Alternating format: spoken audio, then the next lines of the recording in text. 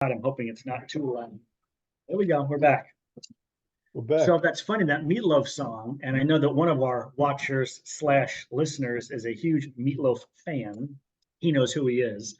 Yeah. But we went and saw the Turkey Jam, Nuno and the boys, over at the Portuguese Club over Thanksgiving weekend. I was not going to go back this far, but it was just a huge. It was a cover band doing everything, and they did "Paradise by the Dashboard Light" with Maria, his niece, on the other vocal.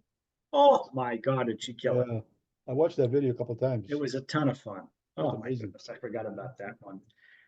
And of course, the Nate Ramos band I've been playing with is staying really busy. We've had a bunch of gigs, and there's a place in Boston on Lansdowne Street near Fenway called Loretta's Last Call. Shout out to Loretta's. They may be a future sponsor, by the way. I've got that in the works of the No Hissy Fit Zone podcast. But they're a country themed bar. We played there on Friday night, the 22nd, and 9 to midnight.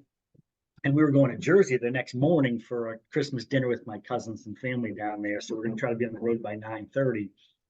And I got a call that afternoon that we weren't playing from 9 until midnight. We were playing from 10 until 1 a.m. Of course, at that point, it doesn't really matter. I'm hanging out with these young guys, and I feel like I'm in my 20s again because I rolled into bed that night at 3 and set my alarm for 9. Of course, I was up at 7:55 without the alarm, and we hit the road. It was awesome. Got a cup of coffee, drove down, saw family for Christmas. This is my 5 first cousins, all of their spouses, then kids, and now it's become the next generation of kids. So one of my first cousins is a grandfather, and so there were 6-month-old and 2-year-olds in this, and there probably had to be 35 people in this house. Wow. And Italian side of the family, so the Feast of the 7 Fishes, oh, it was unbelievable. Wow. It was spectacular. Some red wine and a lot of food, and we did a Secret Santa thing. And generally in the past, we've driven down and driven back the same day, but Lynn and I stayed over and took our time kind of getting out Sunday, which is really, it made it special. We weren't in a rush to get out that night. So it was great. A lot of fun. And then that same club, Loretta's, asked us to play on New Year's Eve, but I thought New Year's Eve, but they were doing live music all day. So they asked us to play from 3 until 6 in the afternoon. That's good. Which I loved. It's not like loading your drums in like full daylight and watching the sun go down as you're playing. We were done at 6. Nice, huh? And I mean, I was packed up and home by 7:30 on New Year's Eve, and exhausted and asleep by 10:30. So it was perfect New Year's Eve for me. So you said you feel like you're in the 20s. I've been doing that since the first of the month, right? But everybody says to me, why are you faking this thing about being so young? You're not 20 years old. Stop doing that. You're at least 40. I said, yeah, okay. I'll take that. I'll take that. I'll take it. It was fun. So Nate Ramos band, we're going into the studio next week after next, and we're recording a 10-song album of Nate's originals. And the album is called Across the States. And we've actually got a club booked in Boston in June for an album release party. I mean, crazy. Wow. It sounds very official. But we've been rehearsing like crazy. I've been playing downstairs to metronome because this is my first time in a studio. We're doing tracks. When Stillface went to the studio, we just did a live recording, which was impressive in itself. But this is going to be all individually tracked out. So I'll be listening to scratch tracks at the right tempo, beats per minute, and drums get recorded first. So on the 15th, we're going into the studio. I took the week off of work. So 9 to 5, Monday through Friday in this recording studio right up the street here in Princeton, Mass. And we're looking forward to it. So you guys on, your buddies on Stillface, they're okay with you playing with these other bands? Oh, yeah. I mean, they're it's whatever, of course. Yeah, that's awesome. Yeah. Of course. So, yeah, good for you. And we're having some fun. Stillface, we're talking about going back to the studio also. We just made a list of like 7 new songs. What I do in every time we're rehearsing is I just have my iPhone out and I'll record, like, hold on, do that again, I'll hit record. So I have so much potential music in this phone. So we just started going through it, and we have like 7 new originals that were actually just about all put together. Wow. just because we're going through the phone, like this was recorded on June 12th, 2022. Listen to this. And we're like, let's do something with that. So, and one of the fun parts of, Still Face is an instrumental band. And so it's funny that we even name our songs because you might as well name them 1, 2, 3, 4, and 5. Right. But there's usually something going on around what's happening in our lives as we're writing that song, like Crackhead with a Plan or whatever. So I was looking at this, listening, Passageway and Gravel Yard and Circumstantial Evidence. I forget the list is downstairs. We had a great rehearsal this week, and just it's good to be re-inspired, and be like having a focus. So we're trying to get those recorded as well. So a lot of music going on. It's been fun. I'm trying to think. There's a band that used to do that with every song was just a number. Really? I know that Joe Walsh used to do like Funk 49 and Funk. That's what he had. Funk 49, of course, yeah. But he had other numbers too. But he had the regulars. Doesn't Corey Glover from Living Color have a solo album with a song called like Hymn 43 on it or something like that? So now you got me. You know who's gonna be touring with Extreme? Living Color. Living Color, yeah. And they're finally coming to Florida. You're probably going to go see them, obviously. Well, they're going to be over here in St. Petersburg at whatever. So we're close to like 20 minutes from my house. But they're going to be in Orlando and Jacksonville as well. Really? Yeah. I was just trying to find it. I couldn't find it. Yeah, they had that big tour, and then I guess they were home for the holidays on a break, and they announced the next piece of the tour in Florida was finally on the list. So I was excited for you. So one of my buddies was a touring musician for 25 years, real good guitar player, and then he got into doing comedy. So and he was up in California, so he moved to Dunedin, Florida, which is right near Clearwater. And I have a friend that has a music store in Clearwater. So he called me up and said, "Hey, Tony, I have a friend that does a touring musician for 25 years, and he's doing some acting in California. Now he's also doing comedy. And he just moved to Dunedin over here. He doesn't know anybody here, so I told him about you. He wants to meet you. Would you do that?" So sure. So we set it up and we went for lunch. Nice. So I'm talking to him, and I wanted to find out about his music. I said, "So what kind of music do you like?" He says, "Oh, all kinds of music. I'm pretty much of a." How do you say it? So he was a touring musician. Wow. We were saying like progressive funk or something. I forget how he described it, but anyway. Progressive funk. That's interesting. I said, "So who's some of your favorite guitar players?" Well, my number one guitar player. And you've probably never heard of him, right? That's what he said. You're probably not familiar with him, but he's my number one guitar player. I said, "So what's his name?" He says, Nuno Bettencourt. Says, "Oh, aren't those guys are the ones that did the More Than Words or something?" He said, "Yeah, but that's not the stuff they do. They do progressive." I forget how he said it. Anyway.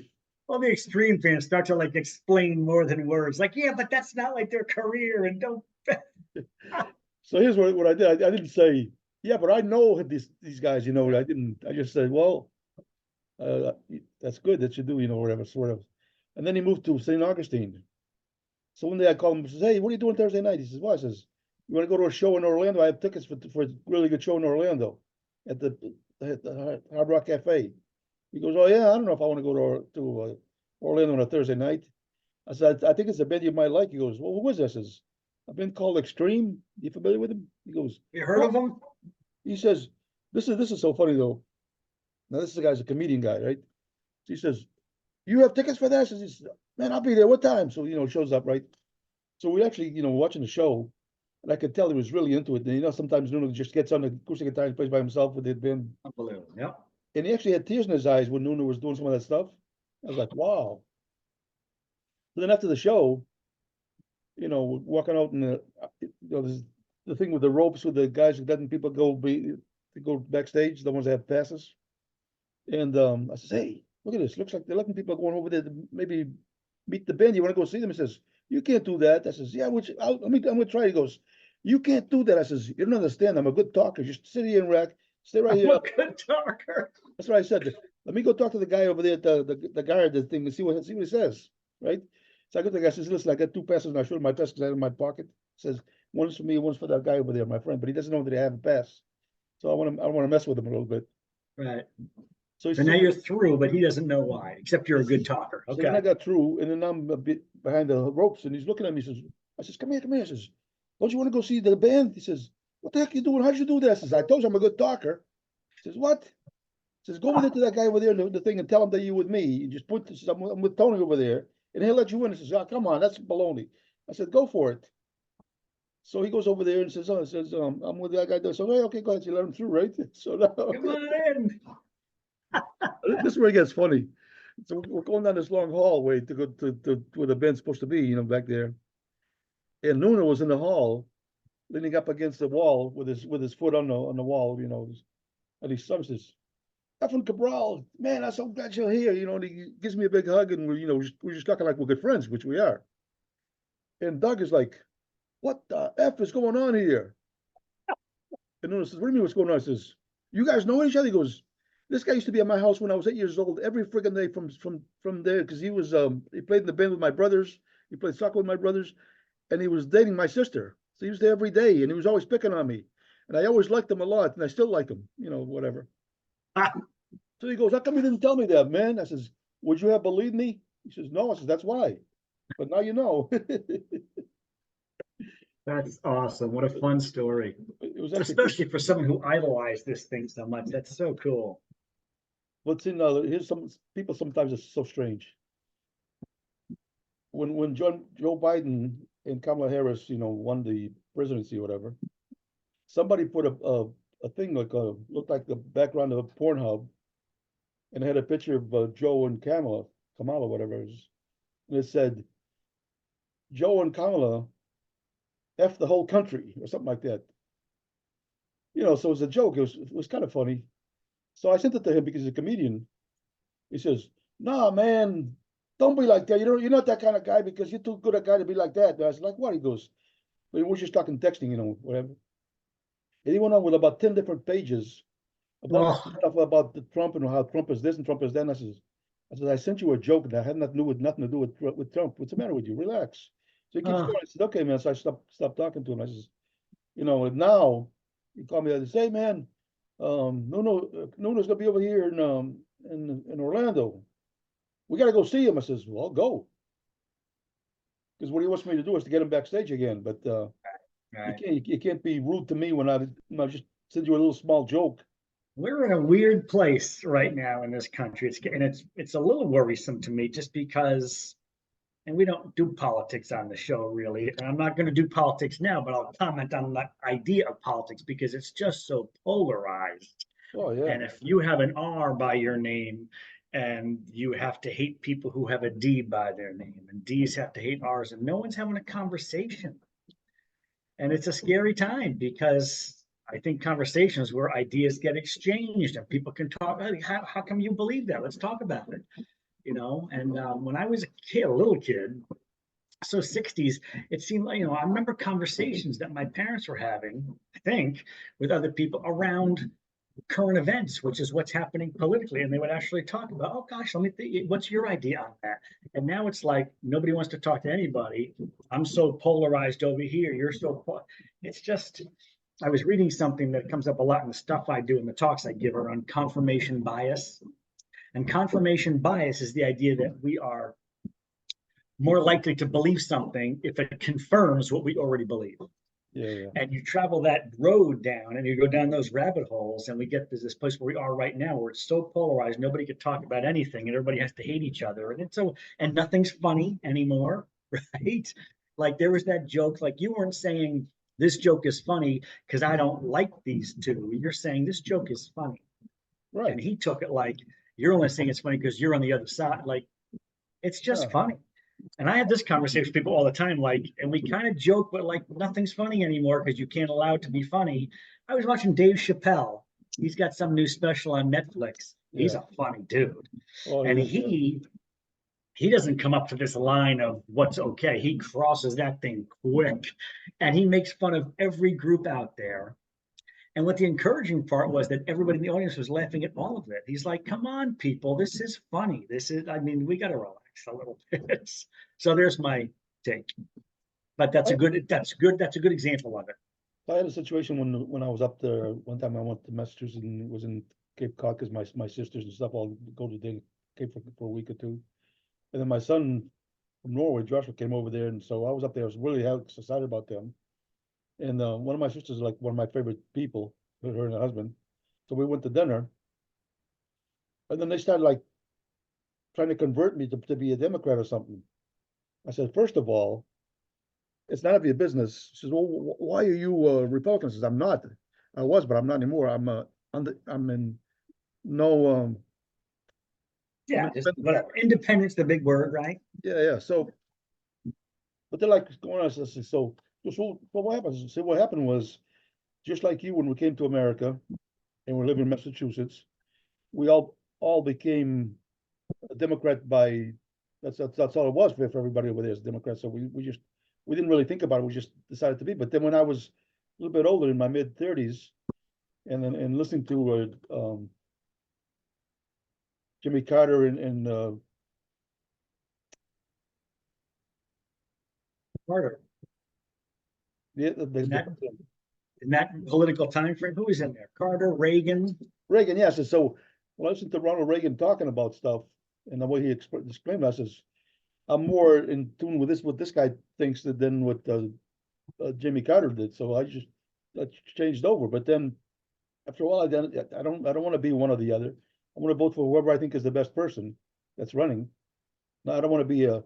So I had to show him my card that says no party affiliation with my voter cards. Is, oh yeah, Yeah. but you know, if you guys want to keep doing that, I'll go sit at that chair over there and eat on my own, or we can just talk like family. What do you? I don't want to talk. I don't want to talk politics. Number one, number two. I don't want you to be criticizing me because I don't see it just like you do. You want me to go sit at that table? That's like. But you know what's interesting about what you just said, because they're assuming you don't think like they do because of the letter in front of their name or how your affiliations versus let's talk about it. Because I think that probably whether I agree with someone or not in terms of how we vote, I got a good friend of mine. I think about this. I'm sure we vote fairly opposite, but if we actually sat down and forgot about the titles and talked about the issues, we would agree on 75% of everything. But no one's talking about that.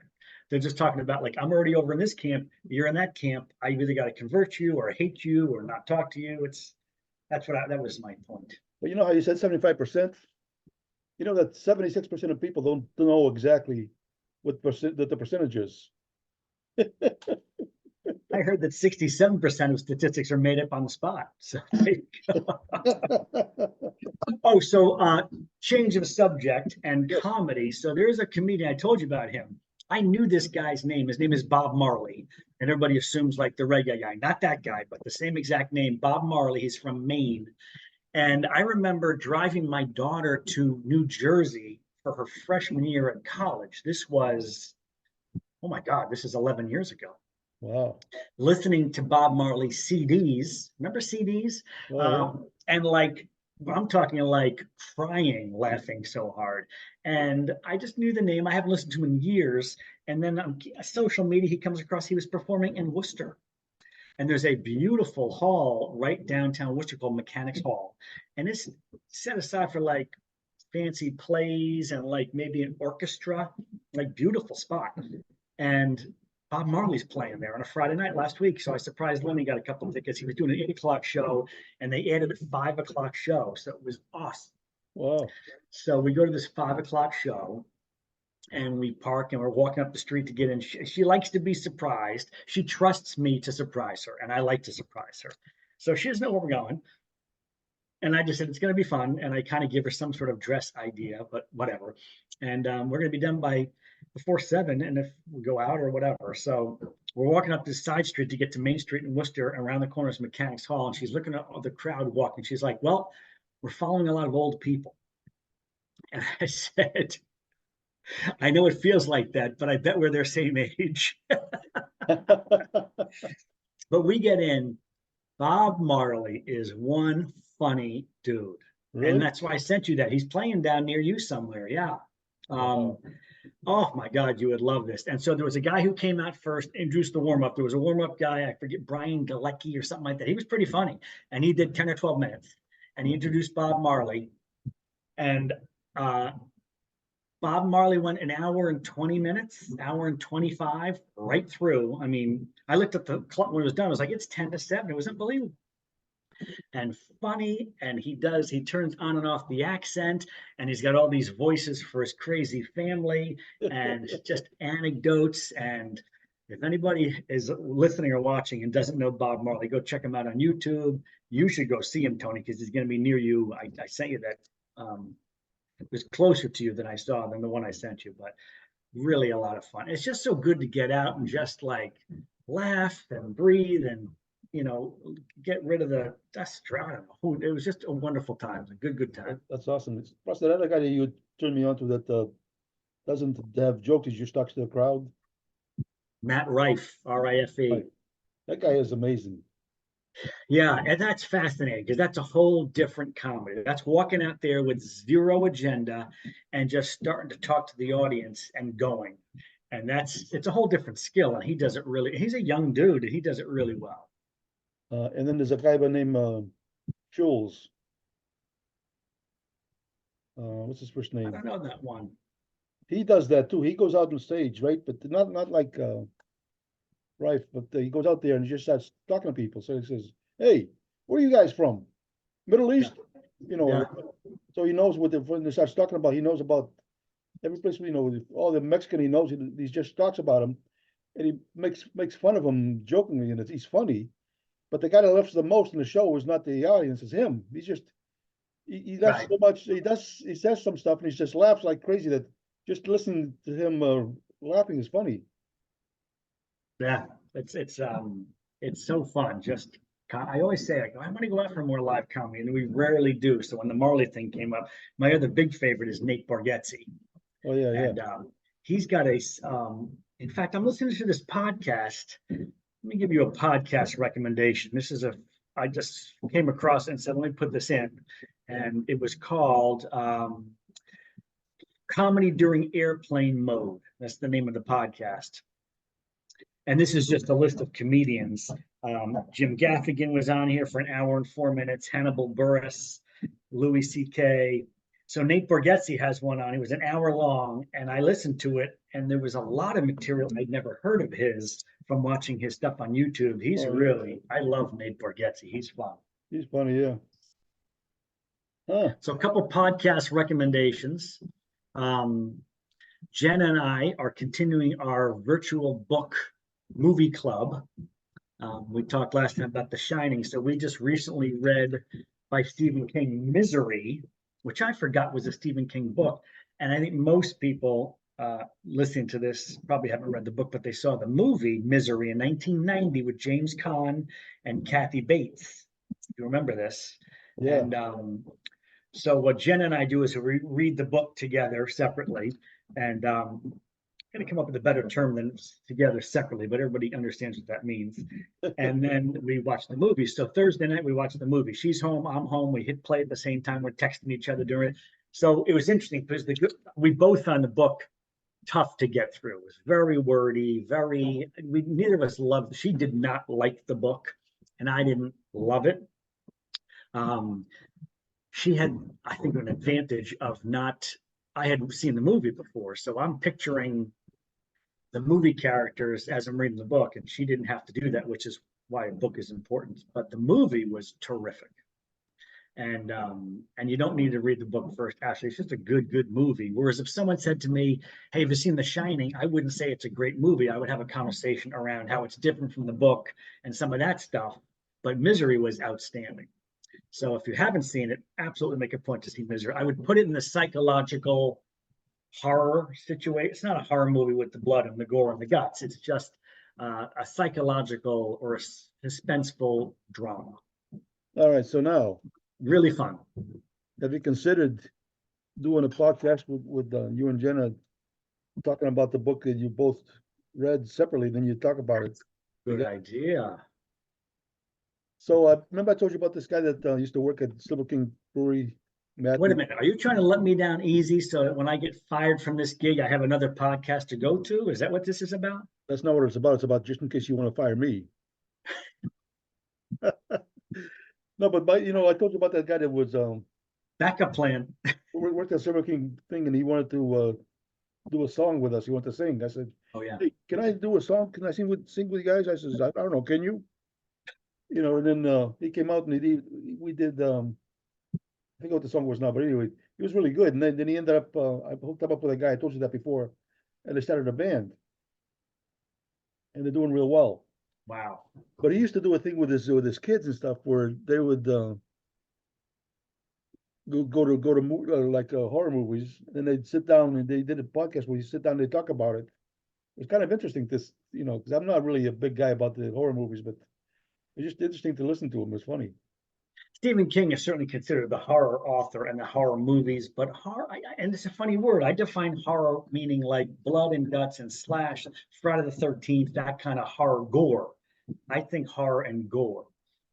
And not that there isn't that with Stephen King stuff, but so much more of it is that suspense, that psychological suspense stuff, which I find intriguing. The gore stuff is just tiresome.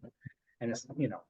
So I'm getting running low on coffee, so we might have to stop this podcast so I can go get some new coffee. Well, from my timer, it's going to be stopped for us shortly. But Misery was excellent. If you've seen the movie and didn't read the book, everybody knows the scene in the movie where she injures her James Caan. I'll just leave it there because I'm going to ruin this. But that scene, everybody knows, is different from that same scene in the book considerably, which was interesting. And see, I've never had a desire to go see horror movies. It's not my thing. I don't know. Yeah, no, there's a cool story to this whole thing, and then there's a whole another character in this. In fact, there are two characters in the movie that were my daughter's favorite characters in the movie that were a whole separate story that weren't even in the book, which made the movie work. And we talked about how the people who made the movie read this book and said, okay, how do we take this and make it a movie? Because it has to be very similar, but we got to add some stuff to make it a movie. They did a really nice job. Did I talk last time, my last point from my notes here, about, remember our old friend, we used to listen to him on Tapes of the Week. Speaking of comedy, Andy Andrews. Yeah. Did we talk about him on the last podcast in the book I read by him? We must have. Yeah, we did. Yeah. Oh, this blew my mind. It's called The Traveler's Gift. Yeah, you told me about that. Yeah. And I actually ended up buying a few copies for some family and for Christmas because it was so blessed my life, and I was actually able to inscribe it to people saying, "I hope this book blesses your life like it blessed mine." Man, I would really like to talk and meet this guy. So in my town here in Oldsmar, about a quarter of a mile away from me, is a nice library, and sometimes I go in there just to. Did you freeze up? Oh, you there? No. Hmm. All right. I don't know what's going on, but you're frozen.